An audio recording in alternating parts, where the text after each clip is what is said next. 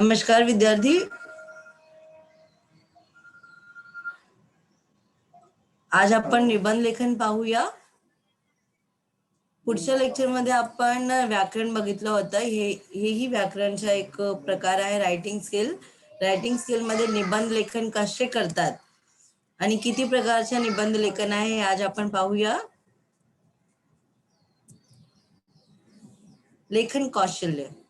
लेखन कौशल्यामध्ये प्रसंग लेखन, आत्मकथन, कल्पना प्रधान निबंध आणि वैचारिक निबंध असे 4 प्रकारचे निबंध आपल्याकडे आहे आणि ह्याच्यात 3 प्रकारचे निबंध आपल्याला परीक्षेत येणार आहेत. निबंध लिखण्यापूर्वी आपण पाहूया की निबंध लिखण्याचा काय महत्व आहे. जैसे निबंध लिखने का क्या क्या महत्व है. सबसे पहला होता है हमें मराठी भाषा का ज्ञान होना चाहिए. मतलब जिस भाषा में हम लिख रहे हैं, यहाँ पर हम मराठी पढ़ रहे हैं, इसलिए हमें जिस भाषा में हम मराठी का अच्छी तरह से मराठी भाषा का ज्ञान होना चाहिए. दूसरा है तुमची समझ. मतलब जो भी टॉपिक दिया है, जो भी विषय दिया है, उसके बारे में हमारी जानकारी, हमारी समझ कितनी है, उस बात का भी हमें ध्यान रखना चाहिए. तीसरा पॉइंट है तुमची भाषा. मतलब जो भी भाषा, मतलब जिस भी भाषा में हम निबंध लिख रहे हैं वो भाषा एकदम सामने पाठकों के सामने एकदम क्लियर होनी चाहिए. ऐसा नहीं कि आप मराठी लिख रहे हो तो उसके अंदर हिंदी लिख दो, अब इंग्लिश लिख रहे हो तो उसके अंदर मराठी लिख दो. मतलब मराठी भाषा लिखते समय आपको सिर्फ मराठी में ही निबंध लिखना है. तुमचा अभ्यास, मतलब उस टॉपिक के बारे में, मतलब निबंध लिखने के बारे में जो भी विषय दिया है उसके बारे में आपने कितनी पढ़ाई की है, मतलब कितना अभ्यास किया है. तुमचे विचार मांडण्याचे कौशल्य, मतलब जो भी आप लिख रहे हैं, ठीक है, उसमें आप विचार किस तरह से अपने प्रस्तुत करते हैं, ये सारी चीजें भी आपको मालूम होनी चाहिए. नेक्स्ट है तुमची भावना आणि कल्पना. तुमचे भावना आणि कल्पना, मतलब तुम्हें अब क्या करना है, अपनी भावना और अपनी कल्पना को उसके अंदर दिखाना है. विषयाची मुद्दे सूद मांडणी, मतलब जो भी विषय दिया है उस विषय की तुम्हें अच्छी तरह से क्या करना है, बताना है. मतलब जो भी टॉपिक है, चाहे कोई भी हो, चाहे तुम आत्मकथन निबंध लिख रहे हो या वैचारिक निबंध लिख रहे हो, कोई भी निबंध आप लिख रहे हो, उसका तुम्हें अच्छी तरह से क्या करना है, उसके बारे में बताना है. नहीं, सादी सोपी व सरल भाषा, मतलब तुम्हें क्या करना है, एकदम सिंपल, एकदम सरल भाषा में क्या करना है, लिखना है निबंध को. बहुत ज्यादा बड़े बड़े शब्दों का इस्तेमाल नहीं करना है, बहुत ज्यादा, मतलब ऐसी भाषा का इस्तेमाल करना है जो पाठक, पढ़ने वाला उसे अच्छी तरह से समझ पाए. और सबसे महत्वपूर्ण बात निबंध लेखन में कि तुम्हें अच्छी, मतलब शुद्ध लेखन होना चाहिए, बिल्कुल भी स्पेलिंग मिस्टेक नहीं होना चाहिए, और साथ ही साथ तुम्हारी जो हैंड राइटिंग होनी चाहिए वो अच्छी, सुंदर होनी चाहिए. उसके तब भी आपका निबंध सही कहलाएगा.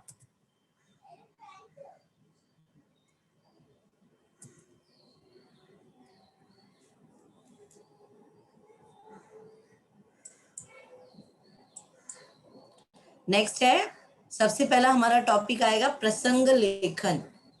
प्रसंग लेखन भी, ये भी निबंध का क्या है, एक प्रकार है. इसमें सबसे महत्वपूर्ण बात यह है, प्रसंग लेखनाचे घटनेचे स्वरूप स्पष्ट झाले पाहिजे. मतलब प्रसंग लेखन वो होता है जो आपने, कोई घटना आपके सामने घटित हुई हो, आपने देखी हुई हो, उसे क्या कहते हैं, प्रसंग लेखन. जैसे आप कोई चित्रपट, मतलब कोई मूवी देखने गए तो आपण पाहिलेला चित्रपट, मतलब आपने देखी हुई जो मूवी है वो उसके अंदर बतानी है. तो प्रसंग लेखन वो चीजें होती हैं जो घटना आपके सामने घटित हुई हो, इसलिए आपको उस घटना को अच्छी तरह से अपने अंदर रिकॉल करनी है. मतलब अपने अंदर का देखना, सोचना है कि आपने वो घटना कैसे कैसे घटित हुई है. त्यासाठी सूक्ष्म निरीक्षणा क्षमतेची आवश्यकता असते. मग बारीक सारीके तपशिलांचा प्रसंगाचे वर्णन करता येतो. मतलब उसके साथ लिए हमें क्या करना चाहिए, जो भी प्रसंग के बारे में हम लिख रहे हैं उसका हमने अच्छी तरह से निरीक्षण किया है कि नहीं, मतलब उस घटना के बारे में हमें सारी चीजें पता है कि नहीं, ये सारी चीजें हमें क्या करनी चाहिए, ध्यान में रखना चाहिए। नेक्स्ट है प्रसंगातील भावनेचे ही दर्शन करले आवश्यक असते। मतलब जो भी प्रसंग आप लिख रहे हैं, अगर वो खुशी का प्रसंग है तो आपको उस तरह के शब्दों का इस्तेमाल करना है जिससे पढ़ने के बाद पाठकों को लगे कि आप खुशी के मौके को उसमें वर्णन कर रहे हैं। अगर दुख की कोई घटना है तो आपके शब्द ऐसे होने चाहिए कि उसके अंदर दुख प्रकट हो जाए। तो मतलब जो भी आप प्रसंग कर रहे हैं, जैसे आप किसी दुर्घटना के बारे में बताएंगे तो दुर्घटना के बारे में बताते समय आपके दिमाग में ऐसे शब्दों का लिखना है आपको कि जिससे उस व्यक्ति के सामने, मतलब पाठकों को पढ़ते समय दुख प्रकट हो, मतलब उनसे दुख लगे। चेहऱ्यावरचे भाव, हावभाव, शब्दांचे उच्चारण वगैरह मधून संवेदनशीलता दिसते। मतलब जब भी हम कोई चीज बोलते हैं तो हमारे चेहरे पर क्या होता है, एक अलग तरह से एक्सप्रेशन आता है। दुख के मौके पे दुख का, सुख के मौके पे सुख का। कोई बहुत ही ज्यादा चौंका देने वाली घटना है तो ऐसे चौंका देने वाले एक्सप्रेशंस आएंगे। तो वैसे ही निबंध लिखते समय भी आपके शब्दों में वो सारी भावनाएं, वो सारी संवेदनशीलता दिखाई देनी चाहिए।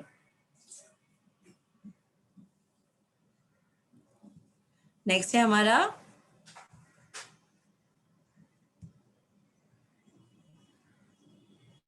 देखो, यहाँ पे मैंने दो टॉपिक दिया है तुम्हें, एक वृक्षारोपण यानी वृक्ष संवर्धन, ये है प्रसंग लेखन का टॉपिक।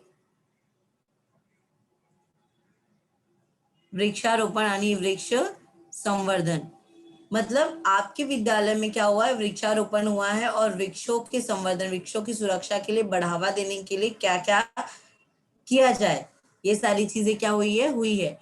तो आपको इस पॉइंट को इस ध्यान में रखते हुए आपको क्या करना है, निबंध लिखना है। ठीक है, सबसे पहले क्या आएगा, वृक्ष परिसरात, परिसरात वृक्षारोपण यानी वृक्ष संवर्धन। ठीक है, अब अपने परिसर में आसपास में, जैसे अपने घर के आसपास आप कर रहे हो तो कोई बात नहीं, लेकिन अगर पूरे सराउंडिंग में कर रहे हो तो आपको क्या करना पड़ेगा कि आपके, देखो यहाँ पे क्या लिखा है, आपकी गांव में या आपका गांव है तो वहां पे सरपंच की परवानगी लेनी पड़ेगी। अगर शहर है या सोसाइटी है तो सोसाइटी की परमिशन लेनी पड़ेगी। ठीक है, अपने परिसर का विचार करना पड़ेगा कि परिसर में कौन कौन सी चीजें होती हैं। ठीक है, और साथ में क्या है, साड़ेची वृक्ष दिंडी, मतलब आपके विद्यालय में भी क्या हुआ है, यह वृक्ष लगाना चाहिए, ऐसी एक क्या हुई है, वृक्ष दिंडी हुई है। रोपांची फालकी, छोटी छोटी रोप जो पौधे होंगे उनके जैसे भगवान की पालकी निकाली जाती है, चारों तरफ लोग जमा होते हैं, वैसे आपको वृक्षों की भी पालकी निकालनी है। उसके बाद वृक्षारोपण यानी वृक्ष संवर्धन। तो मतलब ये वाला निबंध लिखते समय ये सारी चीजें क्या हुई है, आपके सम्मुख हुई है। इसलिए आपको क्या करना है, इन सारी चीजों को देखना है, इन सारी चीजों को समझना है। तो आप शुरुआत ऐसे करेंगे कि मतलब हमें अपने परिसर में वृक्षारोपण और वृक्ष संवर्धन करने का मौका मिला था। उस समय हमने क्या किया था, उसको करने के पहले हमने सरपंच की इजाजत, परवानगी ली थी और अपने परिसर का विचार किया था कि हमारे परिसर में किस किस तरह के वृक्ष लगाए जाएंगे। उसके लिए हमने वृक्ष दिंडी निकाली थी, रोपों की पालकी निकाली थी। इन सारी चीजों को लेकर ही आपको क्या करना है, वृक्ष संवर्धन और वृक्षारोपण और वृक्ष संवर्धन पर आपको निबंध लिखना है। सबसे आसान होता है, अगर आप कोई भी चीज कहीं भेंट दी हो, जैसे माझी कारखान्याला भेंट। ठीक है, आप कोई कारखाना देखने गए हो तो आपको बताना होगा कि कारखाना कौन सा था। ठीक है, कारखाना देखते समय कैसा लगा आपको, कौन कौन सी व्यवस्था थी, आपने कैसा अनुभव किया। ठीक है, सांघिक काम, मतलब वहां मिलके आपने कैसे एक साथ काम किया। यंत्र और मानव, इसकी कामगिरी, मतलब यंत्र और मानव मिलके कैसे काम करते हैं, ये सारी चीजें आप क्या करेंगे, उसमें दिखाएंगे। उसके हिसाब से ही क्या होगा, आपको निबंध लिखना होगा। याद रखना एग्जाम में निबंध जो होता है 8 नंबर का आता है और इसको कम से कम आपको 6 या 7 पैराग्राफ में लिखना पड़ता है। तो ये सारी चीजें को ध्यान में रखते हुए आपको प्रसंग लेखन करना है। नेक्स्ट टॉपिक है हमारा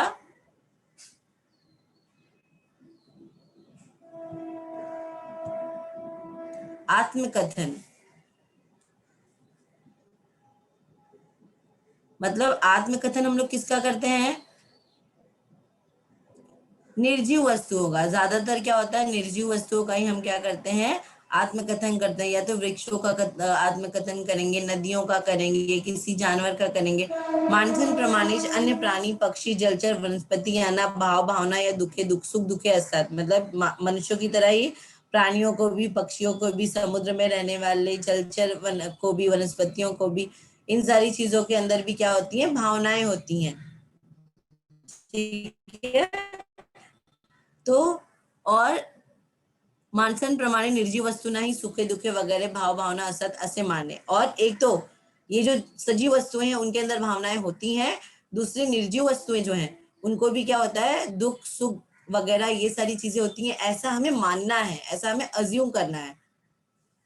नेक्स्ट है, माणसाच्या जीवनात सर्व प्रामाणिक व निर्जीव वस्तू यांचे महत्व कार्य असते हे लक्षात घेणे। मतलब मनुष्य की तरह ही जो प्राणी मात्र हैं, मतलब निर्जीव वस्तुएं हैं और जो प्राणी हैं उनके अंदर भी क्या होता है, उनके भी कार्यों को बहुत ही महत्व होता है, यह हमें ध्यान में रखना चाहिए। साथ ही साथ क्या होता है, एक दूसरे पर, प्राणी और निर्जीव वस्तु सब क्या है, एक दूसरे पे अवलंबन है। अगर हम पुस्तक की बात करें तो पुस्तक क्या है, हमारे जीवन का बहुत महत्वपूर्ण वर्ग है। पुस्तक के बिना क्या है, जीवन अधूरा है, इंसान का ज्ञान अधूरा है। ठीक है। उसी तरह क्या होता है, ये जो निर्जीव वस्तुएं हैं उनका भी मानव के जीवन में बहुत ज्यादा महत्व है। उसके बाद मतलब जितनी भी निर्जीव चीजें हैं उन सारी चीजों के अंदर भी क्या है, अपनी अपनी कल्पनाएं हैं, अपनी अपनी सुख दुख, अपने अपनी अनुभव हैं। ये सारी चीजें हमें क्या करना है, आत्मलेखन निबंध में करना पड़ता है। और सबसे महत्वपूर्ण बात आत्मलेखन करते समय हमें याद रखना है, या निबंधात सजीव व निर्जीव वस्तू स्वतःच बोलत आहे अशी कल्पना केलेली असल्याने या निबंधाचे लेखन प्रथम पुरुषी एकवचनी असले पाहिजे। मतलब ये जो हम आत्मकथन निबंध लिखते हैं, हम जिस भी वस्तु के बारे में या जिस भी प्राणी के बारे में आत्मकथन लिख रहे हैं, हमें ये सोच के लिखना है कि ये आत्मकथन हम खुद के ऊपर, वो प्राणी वो वस्तु आप खुद ही हैं। ये प्रथम पुरुष मतलब एक वचन में लिखना पड़ता है कि मी पुस्तक बोलते हुए, मी नदी आहे।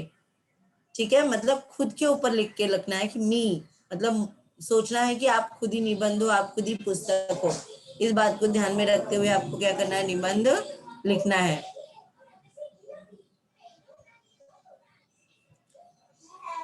नेक्स्ट है, मैं 2 पॉइंट दूंगी। यहाँ पे देखो, गृहपाठचा मनोगत, मतलब गृहपाठ मतलब होमवर्क बुक का मनोगत, उसका क्या कारण होता है। ठीक है। और सबसे पहले देखो यहाँ पे बताया, गृहपाठ न करण्याची इच्छा, मतलब किसी को भी होमवर्क कम करने का, आप ऐसे लिख सकते हो कि मी एक गृहपाठ वही आहे। ठीक है। यहाँ से आपको स्टार्ट करना है और साथ ही साथ आपको बताना है कि गृहपाठ न करने की इच्छा लोगों में होती है। ठीक है। लेकिन मेरे भी बहुत सारे क्या है, फायदे होते हैं। स्व अध्ययन व आत्मशक्ति बढ़ने की अपेक्षा होती है। पर्यावरणाचे नुकसान, मतलब मेरे अंदर बहुत सारी चीजें, अगर आप मुझे मेरा इस्तेमाल नहीं करोगे तो मैं वेस्ट हो जाऊंगा। इससे पर्यावरण का भी क्या होता है, नुकसान होता है। ठीक है। बहुत बार इंसान क्या करता है, अपने बुक पे ही गुस्सा निकाल देता है, उसको फाड़ता है, उसको ऐसे से पेंसिल से गोचता है, मतलब उसके अंदर बहुत सारी चीजें करता है। तो ये सारी चीजें, गृहपाठ अपना मनोगत, मतलब खुद से अपने बारे में बता रहा है कि मेरे साथ कैसा कैसा सलूक होता है और मैं लोगों के कौन कौन से काम आता हूँ। ये सारी चीजें भी आपको बतानी है। कुलुप चे आत्मवृत, कुलुप मतलब होता है ताला। तो इसके बारे में भी आप अपना मनोगत अच्छी तरह से लिख सकते हैं कि कुलुप क्या क्या काम में आता है, लोग उस पर विश्वास करके क्या करते हैं, अपना घर छोड़ के चले जाते हैं। कुलुप के बहुत सारे प्रकार होते हैं। अभी तो नए टेक्नोलॉजी युग में नए नए प्रकार के कुलुप आ गए हैं। तो ये सारी चीजें आप क्या करते हैं, उसमें बता सकते हैं।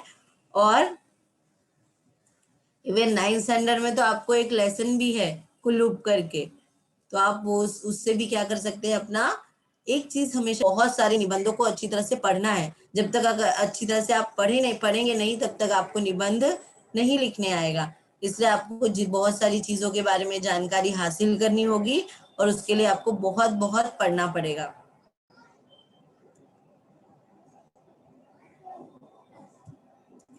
नेक्स्ट होता है वैचारिक निबंध। वैचारिक निबंध क्या होता है, एखाद्या विषयाची सरळ वाजूब विचार करून करणे, मांडणी करणे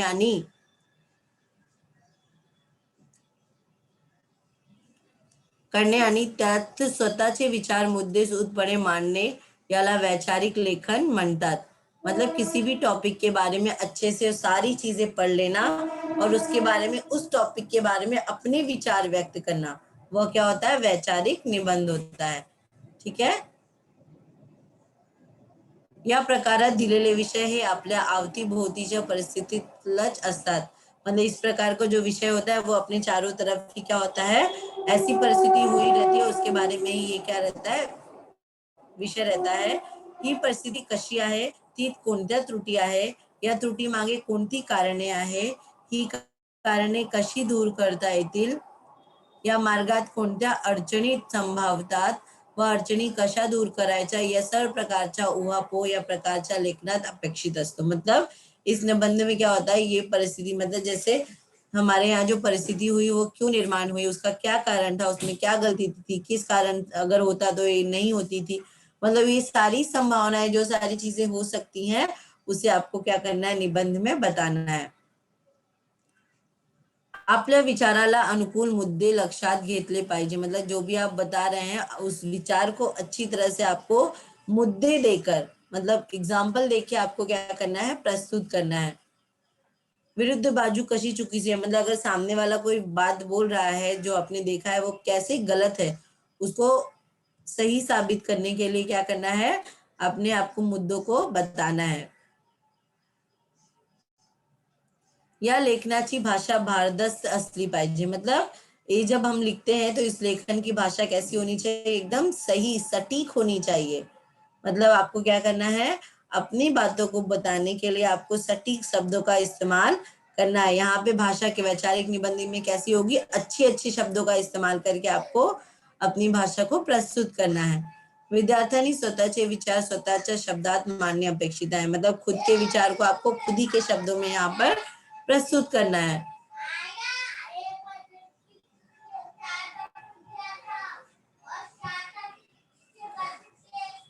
जैसे यहाँ पे देखो पहला टॉपिक है युग संगणकाचे, मतलब ये युग कैसा युग है, संगणक का युग है। ठीक है। इस संगणक के, अब संगणक के मतलब क्या होता है, कंप्यूटर।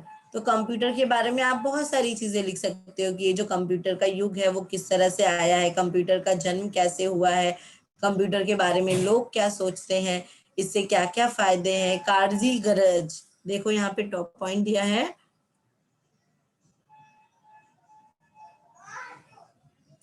कागजी गरज मतलब काळाची गरज, मतलब इस समय की क्या है, बहुत ज्यादा आवश्यक है कंप्यूटर। कंप्यूटर फिलहाल कोरोना काल में तो सच में बहुत ज्यादा आवश्यक है कंप्यूटर या डिजिटल कोई भी हमारे लिए वस्तु। तो इसके बाद क्या है, काळाची गरज, मतलब ये क्या है, समय की मांग है कंप्यूटर। तो कंप्यूटर के क्या क्या फायदे हैं, कंप्यूटर का जन्म कैसे हुआ है, संगणक आम्हाला काय काय करतो, आम्हाला कोणकोणते फायदे देतो, आपण काय काय करू शकतात त्यातून, हे सगळं चीज बातमी आम्हाला त्यात लिहायचं आहे। नेक्स्ट है महत्व, उसका क्या क्या महत्व है, संगणक के कौन कौन से महत्व होते हैं। उसके बाद फायदे और तोटे, याद रखना आप जब भी कोई भी वैचारिक निबंध लिखते हैं तो उसमें क्या करना है, आपको फायदा और नुकसान दोनों लिखना है। ठीक है, फायदा भी लिखना है और नुकसान भी लिखना है। तो संगणक के कौन कौन से फायदे होते हैं यहाँ आपको बताना है, उसके कौन कौन से नुकसान है ये भी क्या करना है, यहाँ पे आपको बताना है। ठीक है, इस 7 पैराग्राफ में आपको उसकी क्या आवश्यकता है, क्या महत्व है, उसके क्या फायदे होंगे, वो सारी चीजें आपको वहां पर बताना है। और सदुपयोग, मतलब कंप्यूटर संगणक का सदुपयोग हम लोग किस तरह से करते हैं, ठीक है, वो सारी चीज भी हमें यहाँ पर बताना है। दूसरा है मुलींचे शिक्षण प्रगतीचे लक्षण, ये दूसरा टॉपिक है आपका। यहाँ पे हमेशा कहा जाता है कि मुलीन का जो अगर शिक्षक, अगर एक घर में एक स्त्री पढ़ती है तो वो पूरे घर को क्या करती है, शिक्षित बना सकती है। तो यहाँ पे टॉपिक है मुलींचे शिक्षण प्रगतीचे लक्षण। इसके जो मुद्दे दिए हैं ये देखिए, इससे शिक्षित तक घर घर तर घर शिक्षित। सही बात है, अगर एक आदमी शिक्षित होता है तो क्या करता है, शिक्षित होके बड़ा बन जाता है, नौकरी करता है, बाहर जाता है। लेकिन औरतें ज्यादातर क्या होती है, घर में रहती हैं। तो घर की स्त्रियां जो होती हैं वो अपने साथ साथ अपने घर में जितने भी लोग हैं सबको शिक्षित कर सकती हैं। ठीक है, अनेक योजना पण फायदा नाही, मतलब सरकार ने क्या किया है, स्त्री शिक्षण के लिए, मुलींचे शिक्षण के लिए बहुत सारी योजनाएं बनाई है, लेकिन उस योजना का बहुत फायदा नहीं हुआ है। बहुत सारे लोग अभी भी ऐसे हैं जो फायदा नहीं उठा पाते, बहुत सारे के परिवार के लोग ऐसे हैं जो नहीं करने देते स्त्रियों को ज्यादा, मुली लड़कियों को ज्यादा पढ़ने नहीं देते। शिक्षणाने सुधारणा होते त्याचे याचे भान नहीं, मतलब बहुत सारे लोग ऐसे भी हैं जिनको ये पता नहीं है कि शिक्षण लेने से क्या होता है, हमारे स्टैंडर्ड ऑफ लिविंग, हमारे रहन सहन के ढंग, हमारे सोच विचार सब में क्या होगी, सुधारना होती, मतलब सुधार होता है। ये सारी चीजें बहुत सारे लोगों को नहीं पता होती है। तीसरा है, स्त्री शिक्षणासाठी मोठी चळवळ आवश्यक है, मतलब स्त्रियों की शिक्षा के लिए अभी भी हमें बहुत सारे आंदोलन करने बाकी हैं, ताकि सारी स्त्रियों को उनका ये जो हक है वो मिल सके। ये सारी चीजें क्या करनी है आपको, इन सारी मुलींचे शिक्षण आणि प्रगतीचे लक्षण इस निबंध में आपको बताना है।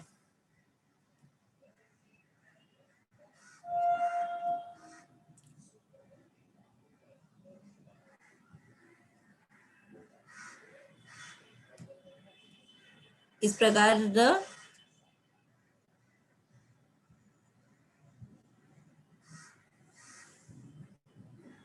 मैंने आज आप लोगों को 3-4 वैचारिक निबंध पढ़ाए हैं। इस निबंध में क्या कि मैं एक बार रिपीट कर देती हूँ। निबंध लिखते समय हमें ये ध्यान रखना है कि हमें क्या करना है, भाषा का अच्छी तरह से ज्ञान होना चाहिए, उसकी समझ होनी चाहिए। वो भाषा जो है, जिस भी भाषा में, मराठी में हम लिख रहे हैं तो हमें मराठी के ही शब्दों का इस्तेमाल करना है। और एक चीज आपको याद रखना है, अगर आपको परीक्षा में ज्यादा से ज्यादा अंक लाने हैं तो आपको क्या करना है, कोटेशंस लिखने हैं, मुहावरे का उपयोग करना है, मुहावरों को इन्वर्टेड कॉमा में लिखना है। ये सारी चीजें आपको अच्छी तरह से याद रखना होगा। अवतरण चिन्ह बनाने हैं, जो भी चीजें आप कोई कहावत का इस्तेमाल कर रहे हैं तो आपको उसको अंडरलाइन करना है। अंडरलाइन करने के लिए आपको किसी कलर की इस्तेमाल करने की जरूरत नहीं है, आप जिस पेन का इस्तेमाल कर रहे हैं उसी पेन से आपको क्या करना है, उसे अंडरलाइन कर देना है। और साथ ही साथ आपको एकदम सरल और सही भाषा का इस्तेमाल करना है, बहुत ज्यादा भारी भरकम शब्दों का इस्तेमाल नहीं करना है।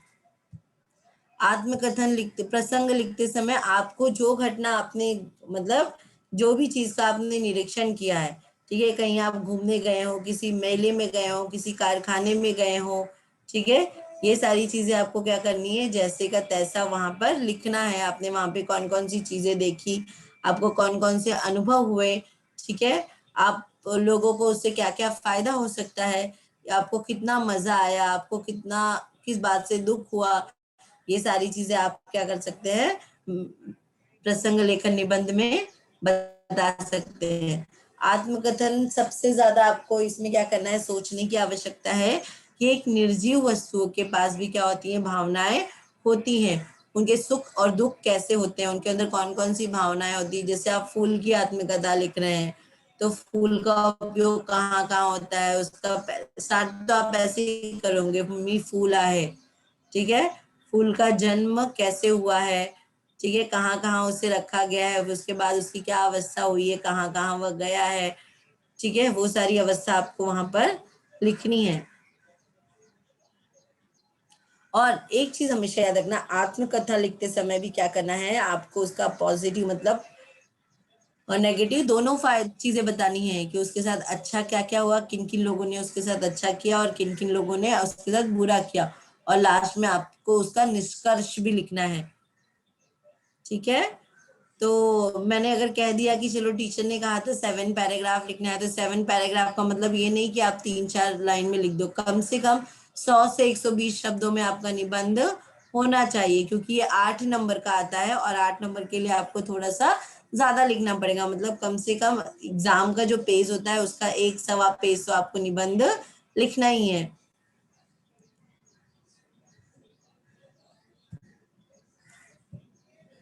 नेक्स्ट था वैचारिक निबंध। वैचारिक निबंध में मैंने आपको बताया कि ऐसे निबंध होते हैं, क्या होते हैं, जो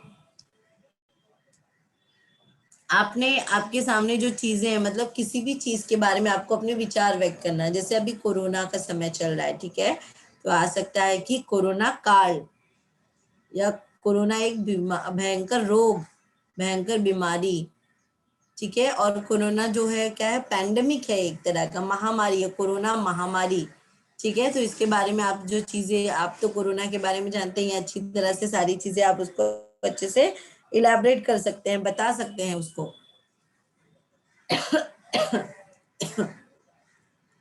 आपको इसी तरह से क्या करना है, सारे निबंध लिखने हैं और निबंध में अपने विचार आपको व्यक्त करने हैं। निबंध लिखते समय आपको ये ध्यान रखना है कि आपको उसके बारे में ज्यादा से ज्यादा जानकारी होनी चाहिए। किसी भी तरह का उसमें, जो भी भाषा में निबंध लिख रहे हैं, मराठी लिख रहे हैं तो मराठी के ही शब्दों का इस्तेमाल करना है, किसी और शब्दों का उपयोग ना करें।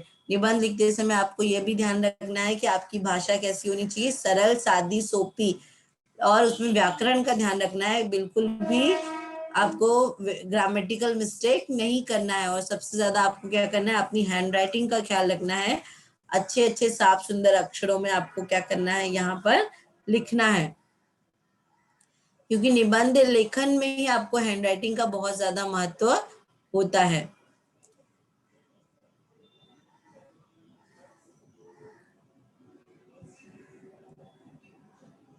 Thank you.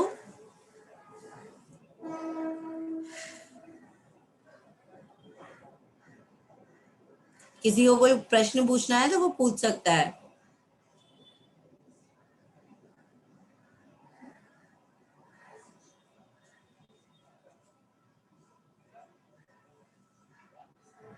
Good morning madam. Good morning. वैचारिक लेखन क्या होता है?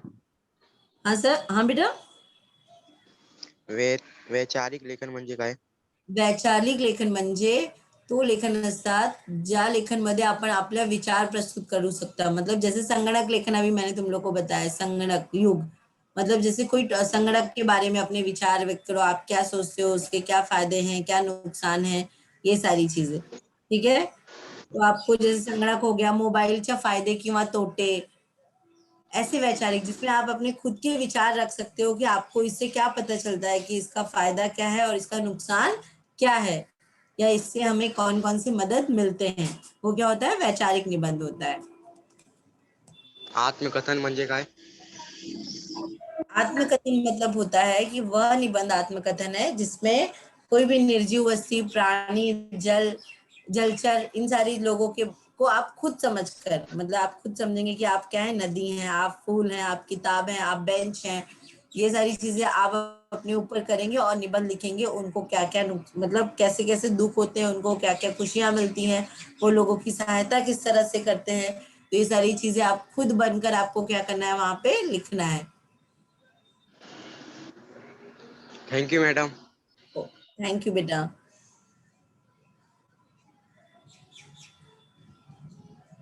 टीचर हाँ बेटा बोलो। टीचर हमको एग्जाम में कोई एक ही आएगा ना चारों में से? चारों आएंगे, आपको चारों में से आपको कोई भी एक लिखना पड़ेगा। Okay teacher. ये ऑप्शन आएगा चार, चार में से कोई भी एक आपको लिखना है। Okay.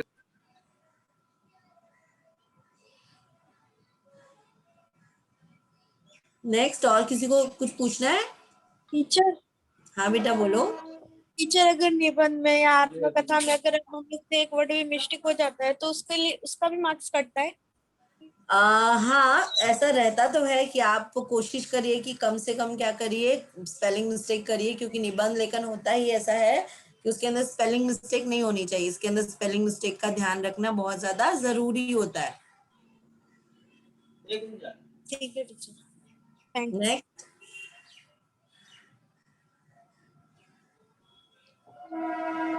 Teacher good morning teacher. Good morning बेटा बोलो। टीचर निबंध भी आता है ना लिखने के लिए चारों में से? चारों में से चारों निबंध आएंगे, आपको उसमें से कोई एक निबंध लिखना पड़ेगा। Okay teacher.